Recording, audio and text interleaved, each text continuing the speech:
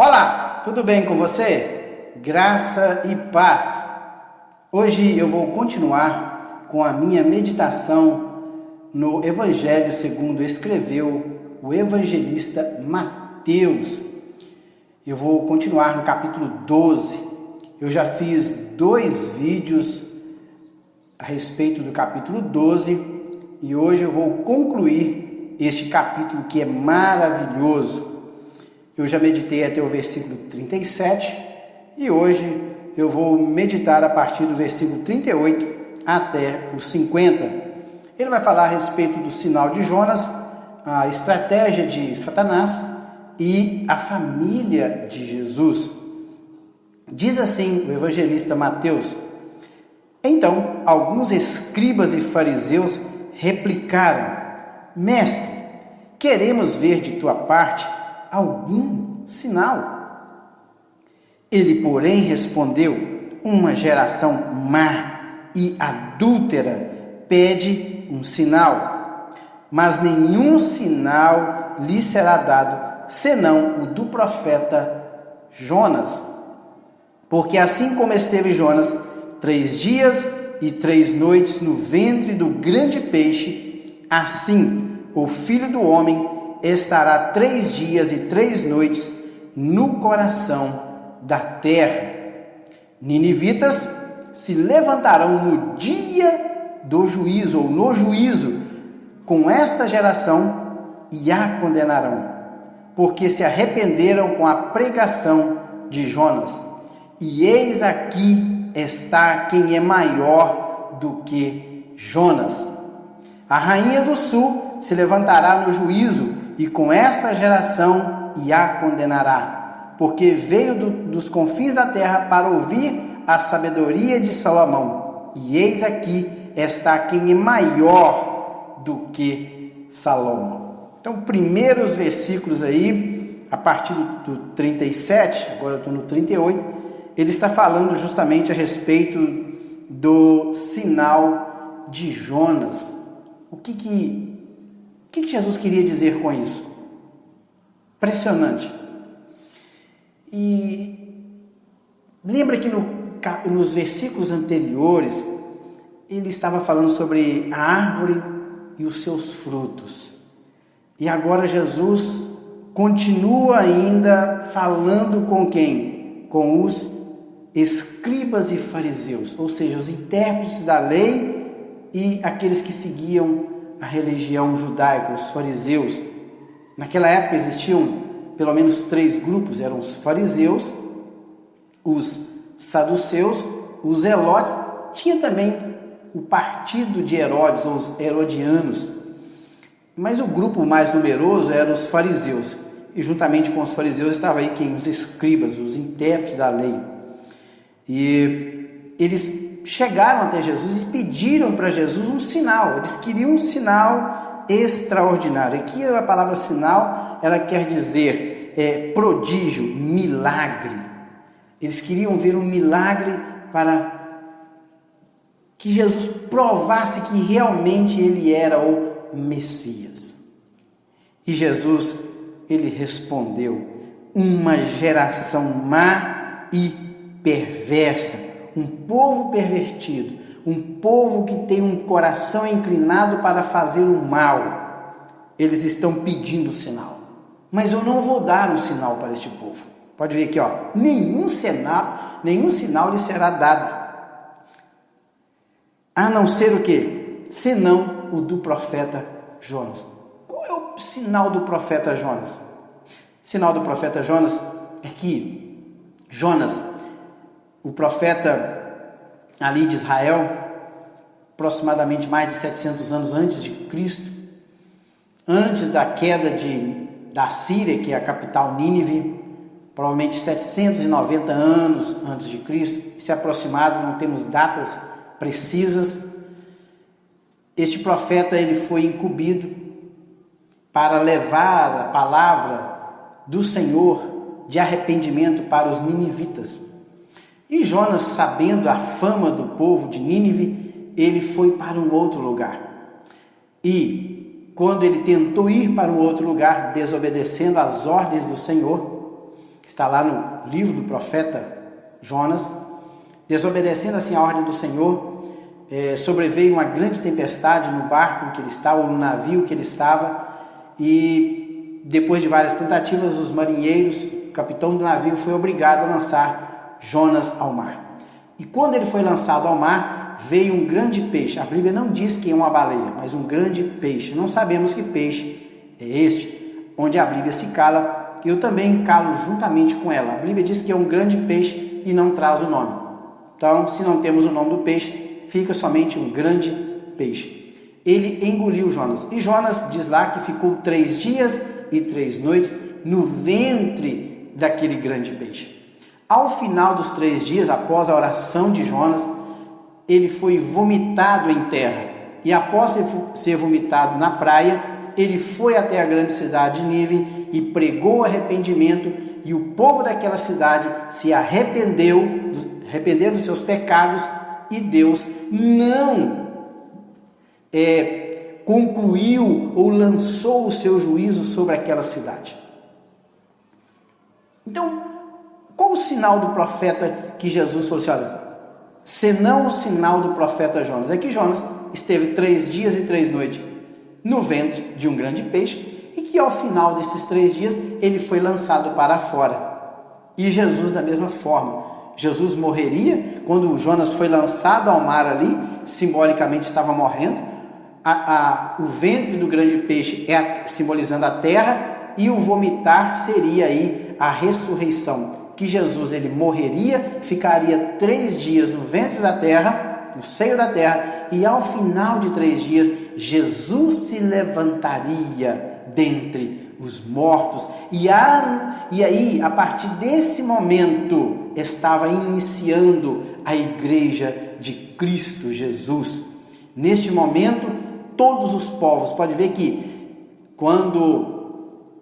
antes de Jesus morrer, falou assim, olha, após eu ser levantado, a todos atrairei. Quem? A todos quem? Judeus e gentios. Agora, após a morte de Jesus, esses povos seriam atraídos até Cristo. E em Cristo, judeus e gentios seriam um só povo. Quem? A igreja de Cristo. Então, nenhum sinal seria dado àquela geração de judeus que estava pedindo para que Jesus desse um sinal. E ele diz ainda que os ninivitas, eles se levantarão. Aqui a palavra levantar está apontando para o futuro, no dia do juízo. Olha, os ninivitas se levantarão no dia do juízo. Com essa geração atual, que Jesus estava inserido nela, e a o quê? E a condenarão, porque se arrependeram com a pregação de Jonas, e eis aqui quem é maior do que Jonas. Ou seja, o que Jesus queria dizer? Jonas, sendo um profeta, foi enviado para Nínive, pregou uma palavra dura, que Deus destruiria a cidade, o povo se arrependeu dos seus pecados, e Deus não lançou juízo, eles se arrependeram, houve arrependimento para aquele povo ali de Nínive. Mas a geração a qual Jesus agora estava inserido, este povo, os escribas, os fariseus, eles eram duros de coração, eles não se arrependeram dos seus pecados. Por isso que a geração de Nínive vai se levantar no futuro e vai condenar os judeus que foram duros com relação à pregação de Jesus, não aceitaram a pregação de Jesus nos seus dias, e vai condená-lo. Por isso que, porque os ninivitas se arrependeram com a pregação de Jonas, mas os judeus da época de Jesus, eles não se arrependeram. Pode ver que o próprio João Batista, ele veio pregando uma mensagem de arrependimento, e eles não se arrependeram. E Jesus diz ainda mais, eis aqui quem é maior do que Jonas. Se os ninivitas se arrependeram com a simples mensagem de um profeta enviado de Deus, quanto mais agora a mensagem de Cristo, o próprio Filho de Deus encarnado no meio do povo. Eles não deram crédito à palavra do Senhor. O juízo para eles seria mais duro ainda. Diz mais ainda no versículo 42, a rainha do sul, ou seja, a rainha de Sabá, se levantará no dia do juízo com esta geração e a condenará. Por quê? Ela, sendo gentia, saiu lá dos confins da terra. Veio para o quê? Para ouvir a sabedoria de Salomão. Pode ver que todos todos os dois casos aqui eram gentios. Jonas, sendo israelita, ele foi enviado a um território gentil para pregar o evangelho, e houve arrependimento. No caso da rainha de Sabá, ela saiu do sul, dos confins da terra, e veio uma gentia, ela veio até Israel para ouvir a sabedoria de Salomão. E Jesus diz: aqui está quem é maior do que Salomão. Então Jesus era maior do que o profeta Jonas e o grande rei Salomão. Estratégia de Satanás aí, pode ver que como Satanás age, quando o espírito imundo sai do homem, anda por lugares áridos, procurando repouso, porém não encontra. Por isso diz: voltarei para a minha casa de onde saí, e tendo voltado a encontra vazia, varrida e adornada. Então vai e leva consigo outros 7 espíritos piores do que ele, e entrando, habitam ali, e o último estado daquele homem torna-se pior do que o primeiro. Assim também acontecerá a esta geração perversa. O que isso aqui Jesus estava apontando para os judeus? Por quê? Os judeus já tinham sido libertos, livres da idolatria. Porque a idolatria é a invocação de demônios. Diz lá que quando as pessoas sacrificam aos ídolos, eles não sacrificam aos ídolos apenas, mas sacrificam o quê? A demônios. Porque por trás daquele ídolo da idolatria existe o quê? Um demônio. Então, quando a pessoa se inclina diante de um ídolo, ele está se inclinando diante de um demônio. Então, mas quando o povo de Israel, eles foram para a Babilônia, eles ficaram o quê? Livres da idolatria. Então, o que vai acontecer se esse povo, que agora ficaram livres da idolatria, a casa agora está limpa, livre da idolatria, se eles não ocuparem este lugar com as coisas de Deus, esta idolatria ou estes demônios que atuaram no povo do passado, eles vão voltar, e o estado da nação, o estado do povo será pior do que a primeira. E pode ver que assim acontecerá a esta geração perversa. O que quer dizer isso? A casa dos judeus estava livre de idolatria, mas o coração estava vazio.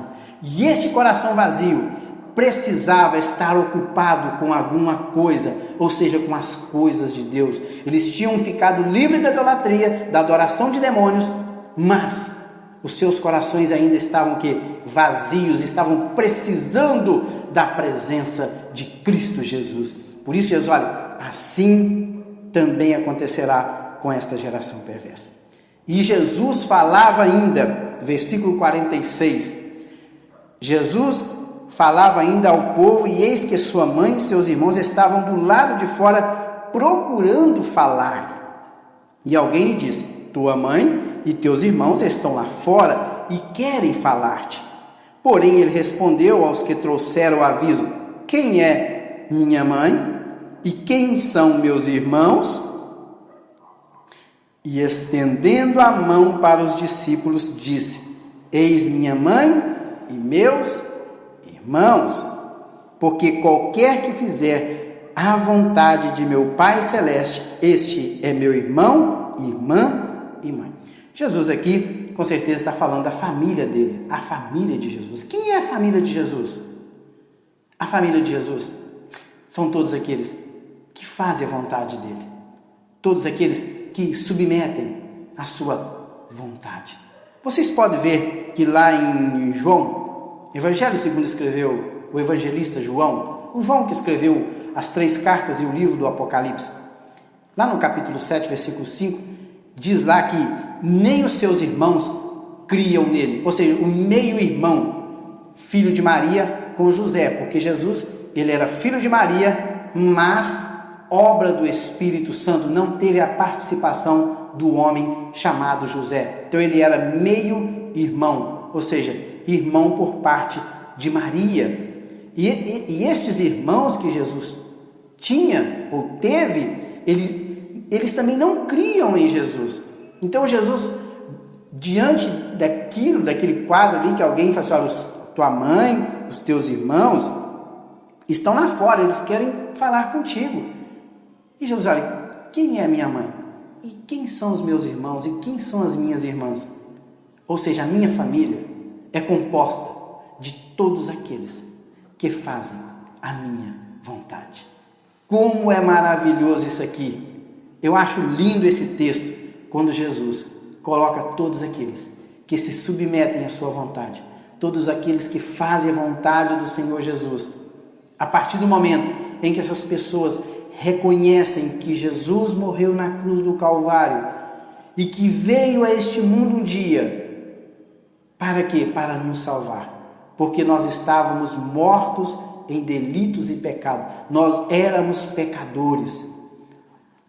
O nosso juízo já havia sido decretado, o nosso futuro seria o inferno, mas Jesus, ele veio e nos libertou do império da morte. Jesus veio e nos libertou das mãos de Satanás. Jesus veio nos dar vida e vida com abundância.